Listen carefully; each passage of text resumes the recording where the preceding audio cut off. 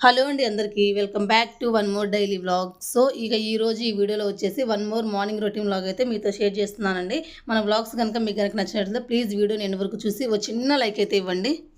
ఇక ఈరోజు ఈ వీడియోలో వచ్చేసి బ్రేక్‌ఫాస్ట్‌లోకి ఒక మంచి హెల్తీ అయినటువంటి బీట్రూట్ చపాతీ రెసిపీ. దాంతో పాటు ఈరోజు పనమ్మాయి రాలేదండి. పనమ్మాయి రానప్పుడు నేను ఇంట్లో ఎలాంటి పనులు చేసుకుంటాను, ఎలా ఇంటిని నేను నార్మల్ రెగ్యులర్‌గా చేసుకునే పనులు కాకుండా ఇంకా ఎక్స్ట్రా ఏమేమి పనులు చేసుకొని ఇంటిని ఎలా మేనేజ్ చేసుకుంటాను అనే దాని గురించి. దాంతో పాటు వాషింగ్ మిషన్ మనం ఎక్కువ బట్టలైతే వేస్తూ ఉంటాం కదా! అది సరిగ్గా క్లీన్ చేయకపోయినట్లయితే మనకు బట్టలు వేసినప్పుడు కూడా వాష్ చేసినప్పుడు కూడా స్మెల్ అయితే వస్తుంటాయి. వాషింగ్ మిషన్ మనం ఎలా గనుక క్లీన్ చేసుకున్నట్లయితే మనకి స్మెల్ రాకుండా ఎక్కువ లాంగ్ రన్‌లో మనం వాషింగ్ మిషన్ అయితే మెయింటైన్ చేసుకోవచ్చు అనే దాని గురించి కంప్లీట్‌గా ఈరోజు ఈ వీడియోలో మీతో అయితే షేర్ చేస్తానండి. ఇదొచ్చేసి మార్నింగ్ రొటీన్ వ్లాగ్ కాబట్టి ఫస్ట్ వచ్చేసి నేను పిల్లల కోసం ఇక్కడ బ్రేక్‌ఫాస్ట్‌లోకి ఎలాంటి ఇడ్లీ పిండి, దోస పిండి బ్యాటర్ అయితే లేదండి. అందుకని చెప్పేసి ఇలా చపాతీ అయితే చేస్తున్నాను. అది కూడా నార్మల్ చపాతీ కాకుండా ఇంకెలాగ ఇంట్లో బీట్రూట్ ఉంది కదా అని చెప్పేసి బీట్రూట్‌ని చిన్న చిన్న ముక్కల కింద కట్ చేసుకొని దాన్ని ఇలా పేస్ట్ లాగా చేసేసుకొని ఇంకా ఇందులో మిక్స్ చేసేసుకొని బీట్రూట్ చపాతీ అయితే చేస్తున్నాను. మీరు ఇలాగే సేమ్ యాజ్ ఇట్ ఈస్‌గా ఆ క్యారెట్‌ని కూడా ఇలా తురిమేసేసుకొని క్యారెట్ చపాతీ చేసుకోవచ్చు. లేదు అని అంటే మన పాలకూరను కూడా ఇలానే ఉడికిచ్చేసుకొని ఇలానే పేస్ట్ లాగా చేసేసుకొని పాలకూర చపాతీ కూడా చేసేసుకోవచ్చు. ఎలాగైనా చేసుకోవచ్చు. అంటే పిల్లలు ఇలా డైరెక్ట్‌గా పాలకూర తినని పిల్లలు, ఇలా బీట్రూట్ తినని పిల్లలు ఎవరైనా ఉంటే వాళ్ళ కోసం మనం ఇలా చేసి అయితే పెట్టేసుకోవచ్చు. నేను ఎక్కువగా పాలకూర చపాతీ, బీట్రూట్ చపాతీ అయితే చేయనండి. ఎందుకంటే పాలకూర అనేది రైస్ రెసిపీలో చేస్తూ ఉంటాను. అంటే పాలకూర రైస్ అని ఎక్కువగా చేస్తూ ఉంటాను. వీక్లీ వన్స్ అయినా సరే, లేదంటే పాలకూర పప్పు కానీ ఇంకెలా అయినా తింటూ ఉంటారు కదా! అలాగే క్యారెట్‌ని కూడా క్యారెట్ రైస్ చేస్తూ ఉంటాను. క్యారెట్ ఫ్రై చేస్తూ ఉంటాను. అందుకని చెప్పేసి నేను ఇంకా బీట్రూట్ పిల్లలు ఎలాగ తినడానికి ఇష్టపడరో ఎలాంటి ఫ్రై రెసిపీస్ ఏం చేయను. అందుకని చెప్పేసి బీట్రూట్ చపాతీని ఎక్కువగా చేస్తూ ఉంటాను.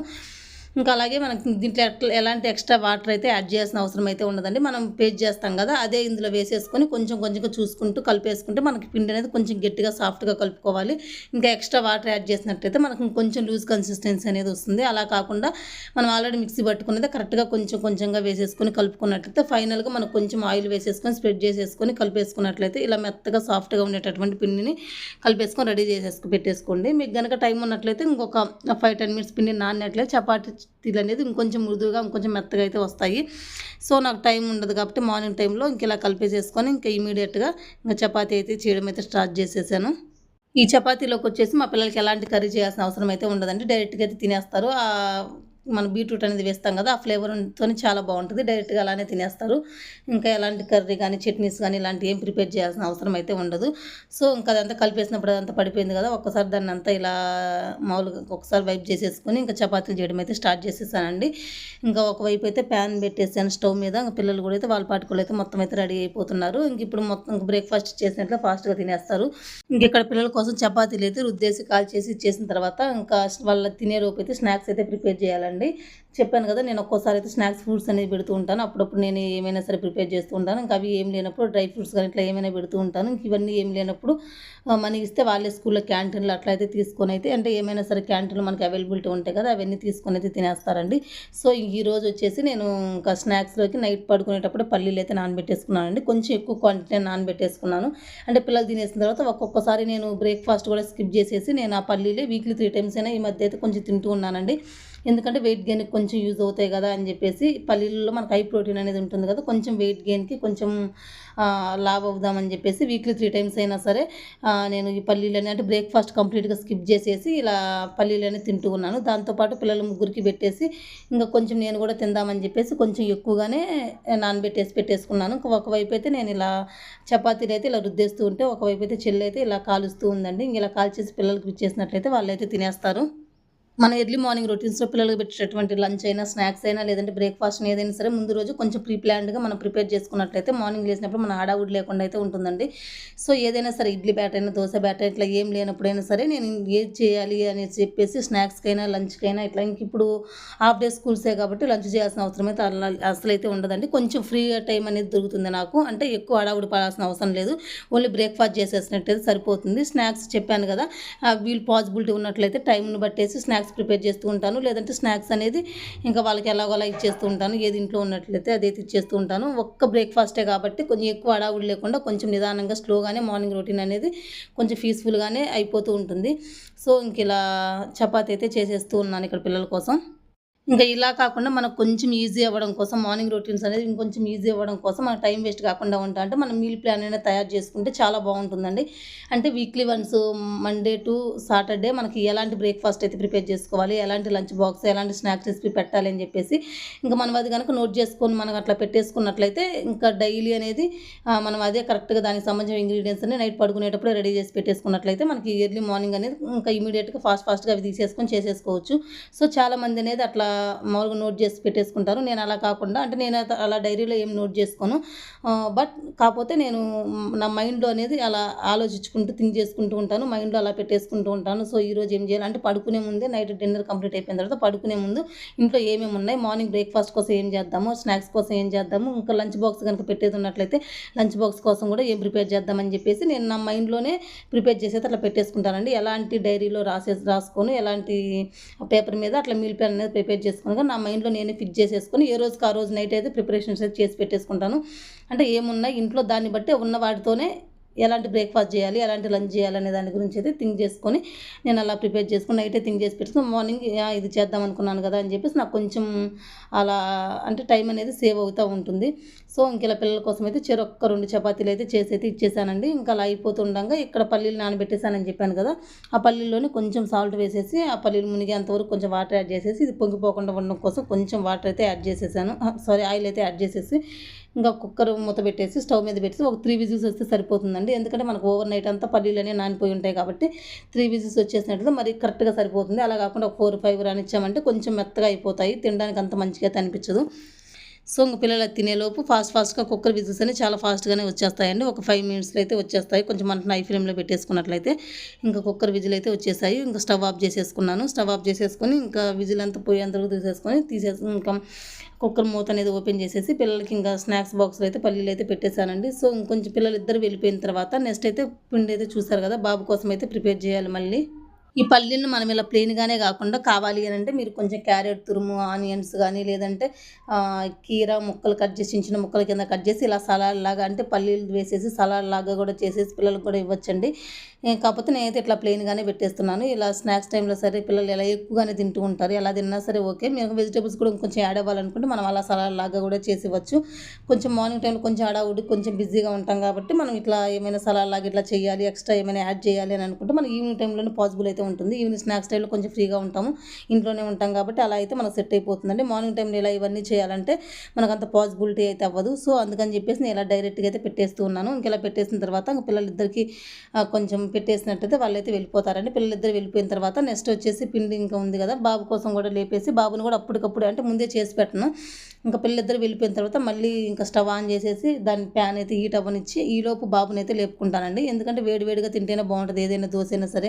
ఇంక ఇడ్లీ అయితే ఒకేసారి అయితే పెట్టేస్తాను. కొంచెం పెద్ద ఇడ్లీ ప్లేట్లు, పెద్ద ఇడ్లీ పాత్ర కాబట్టి ఒకేసారి అయితే పెట్టేస్తానండి. ఇడ్లీ మనం సపరేట్‌గా పెట్టడానికైతే ఉండదు కదా. ఇలా దోశ ఏమైనా సరే, చపాతీ ఏమైనా సరే ఇట్లా అయితే ఎవరికి వాళ్ళకి ఎవరు తినాలనిపించినప్పుడు వాళ్ళకి అప్పుడప్పుడైతే వేసిస్తూ ఉంటాను. సో పిల్లలిద్దరు వెళ్ళిపోయిన తర్వాత ఇంకా బాబు కోసం కూడా ఒకటైతే వాడికి ఒకటైతే సరిపోతుందండి. ఇలా ఒకటి బాబు కోసం రుద్దేసి వాడికి కూడా తినిపించేసి వాడికి కూడా స్నానం అది చేపించేసి రెడీ చేసి ఇచ్చేసినట్లయితే మా హస్బెండ్ వెళ్ళేసి డ్రాప్ చేసి అయితే వచ్చేస్తారు.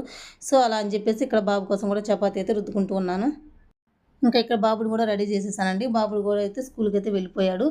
ఇంకా నెక్స్ట్ వచ్చేసి బాబు స్కూల్‌కి వెళ్ళిపోయిన తర్వాత ఈ రోజైతే పనమ్మాయి అయితే రాలేదండి. మనకి నాకుండే రోజు పనులు కాకుండా ఈ కుకింగ్, ఈ క్లీనింగ్ ఇవన్నీ మామూలు వీడియో షూట్ చేసుకోవడం ఇవన్నీ కాకుండా పనమ్మాయి రానప్పుడు ఇంకొంచెం ఎక్స్ట్రా పని అయితే ఉంటుందండి. ఇలాంటప్పుడే మనకు ఇంకొంచెం ఎక్స్ట్రా పనులు అనేది యాడ్ అవుతూ ఉంటాయి. అంటే నేను చేసుకునే పనులు నాకు కాకుండా అంటే కుకింగ్, క్లీనింగ్ ఇదంతా ఉంటుంది కదా, ఎక్స్ట్రా స్నాక్స్ ప్రిపేర్ చేయడం ఇట్లా పిల్లల కోసం ఏమైనా సరే కాకుండా ఈరోజు ఇంకొంచెం ఎక్స్ట్రా పనులు అయితే యాడ్ అయిపోయాయండి. అంటే రెగ్యులర్‌గా పనమ్మాయి చేసే పనులు కొంచెం గిన్నెలు తోమేది, ఇలా చిమ్మడం, తోడడం ఇవన్నీ ఉంటాయి కదా. సో ఈరోజు ఆ ఎక్స్ట్రా పనులు కూడా నాకైతే యాడ్ అయిపోయాయి. చూసారు కదా, గిన్నెలు అయితే చాలా అయితే ఉన్నాయండి. వాళ్ళు కూడా అప్పుడప్పుడు అనేది ఇట్లా స్కిప్ చేస్తూ ఉంటారు. అంటే వాళ్ళకి కూడా కొన్ని అవసరాలు అయితే ఉంటూ ఉంటాయి కదా. అట్లాంటప్పుడైతే మనం కూడా కొంచెం మేనేజ్ చేసుకోవాలి. మన పనులు మనమే చేసుకోవాలి. అలాంటప్పుడు మనం ఎంతైనా సరే మన పనులు మనం చేసుకుంటేనే కొంచెం బాగుంటుంది. కాకపోతే మనకు ఫ్రీ టైం అనేది దొరకదు కదా. అలాంటప్పుడే మనం ఇట్లా పని వాళ్ళనైతే పెట్టుకుంటూ ఉంటాం. కాకపోతే వాళ్ళ అవసరాలు కూడా వాళ్ళకు ఉంటూ ఉంటాయి కదా. అట్లాంటప్పుడు వాళ్ళు ఎప్పుడైనా సరే ఇట్లా ఊరు వెళ్ళినప్పుడు ఇలా స్కిప్ చేసినప్పుడు ఇలా రాని సిచ్యువేషన్స్లో మన పనులు మనమైతే ఇలా చేసుకుంటూ ఉండాలి. అప్పుడప్పుడే తప్పదండి. సో చాలా గిన్నెలు అయితే ఉండిపోయినాయి. ఒక 2 డేస్ అయితే రానని చెప్పింది. అందుకని చెప్పేసి మా గిన్నెలు మేమే తోమేసుకుంటున్నాము. చాలా అయితే ఉన్నాయండి. ఇక్కడ ఇవన్నీ అయితే నేను తోమట్లేదు. ఇవన్నీ తోమితే నేనైతే చచ్చిపోతాను. ఎందుకంటే 1.5 అవర్ అయితే టైం పడుతుంది. ఇంకా చెల్లి అయితే వచ్చింది. అందుకని చెప్పి చెల్లి నేను ఇద్దరం అయితే తోముతూ ఉన్నాము. అంటే చెల్లి తోముతుంటే నేనైతే మామూలు కడిగేస్తూ ఉన్నాను వాటర్లో పెట్టేసి. ఇంకా చెల్లి అయితే ఇక్కడ వీడియోలో కనిపించదు కాబట్టి నేనైతే ఇక్కడ అంటే చెల్లి వీడియోలో కనిపించడం ఇష్టం అంటే కొంతమందికి కనిపించడం ఇష్టం ఉండదు కాబట్టి సో చెల్లి అయితే మామూలు కడిగేస్తూ ఉంటే నేను ఇక్కడ వాష్ చేస్తూ క్లీన్ చేస్తూ ఉన్నాను. ఇంకా అలా ఇద్దరం కలిపేసి మొత్తం అయితే ఇలా క్లీన్ చేసుకున్నాము. చూసారు కదా 2 టబ్బులు గిన్నెలు అయితే పడిపోయినాయండి. ఇంకా ఇంకా వీడియో కోసం నేను ఒక్కదాన్ని అయితే అలా మీకు వాష్ చేసినట్టయితే కనిపించాను. చాలా గిన్నెలు అయితే తోమేసి ఇంకా బాల్కనీ మొత్తం క్లీన్ చేసేసేలోపు చాలా 1.5 అవర్ 2 అవర్ అయితే టైం అయితే పట్టిందండి. చాలా గిన్నెలు అయితే ఉన్నాయి కదా. సో అలా గిన్నెలు క్లీన్ చేసేసుకున్న తర్వాత ఇదంతా నార్మల్ నేను రెగ్యులర్గా చేసుకునేది కిచెన్ కౌంటర్ టాప్ ఇదంతా. మళ్ళీ ఇప్పుడు వంట ప్రిపేర్ చేయాలంటే కిచెన్ కౌంటర్ టాప్ అంతా అలాగే పెట్టేసి మెస్సీగా చేసుకున్నట్లయితే మళ్ళీ ఇంకొంచెం పని అనేది ఎక్కువ ఎక్స్ట్రా యాడ్ అవుతుంది కదా. అందుకని చెప్పేసి ఒక్కసారి మళ్ళీ గిన్నెలు తోమేసిన తర్వాత అదంతా ఒక్కసారి క్లీన్ చేసేసుకొని మళ్ళీ వంట చేసేసుకొని మళ్ళీ లంచ్ తినేసిన తర్వాత ఇంకా ఈవినింగ్ టైంలో అండి ఇది వచ్చేసి 4 o'clock అలా అయితే అవుతుంది. మార్నింగ్ ఇంకా అసలు అలసిపోయాను. గిన్నెలు తోమేసరికి చాలా టైర్డ్ అయితే అయిపోయాము.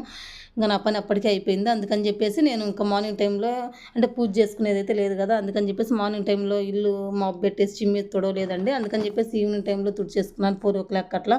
మరి కొంచెం మెస్సీగా ఉందని చెప్పేసి ఇంకెలాగో స్టార్ట్ చేసేసాను కదా. అందుకని చెప్పేసి ఈరోజు వాషింగ్ మిషన్ పని కూడా అయితే పెట్టేసుకున్నాను. నాకు ఎలా అనిపించింది అంటే ఒక్కో పని చేస్తూ ఉన్నట్లయితే ఇంక వరుసగా ఇంకా ఆటోమేటిక్గా ఇంకా అన్ని పనులు చేసేసుకున్నట్లయితే ఇంకా చూడడానికి కూడా నీట్గా క్లీన్గా ఉంటుంది కదా అని చెప్పేసి ఈరోజు అయితే ఇంకా పనులన్నీ కంప్లీట్ అయిపోయిన తర్వాత మళ్ళీ ఈవినింగ్ 6 o'clock అట్లా వాషింగ్ మిషన్ కూడా క్లీన్ చేద్దామని చెప్పేసి అనుకున్నానండి. ఎవ్రీ మంత్ వచ్చేసి వాషింగ్ మిషన్ అనేది మన టబ్ క్లీనింగ్ అయితే చేసుకోవాలి. అది అందరికీ తెలిసిన విషయమే.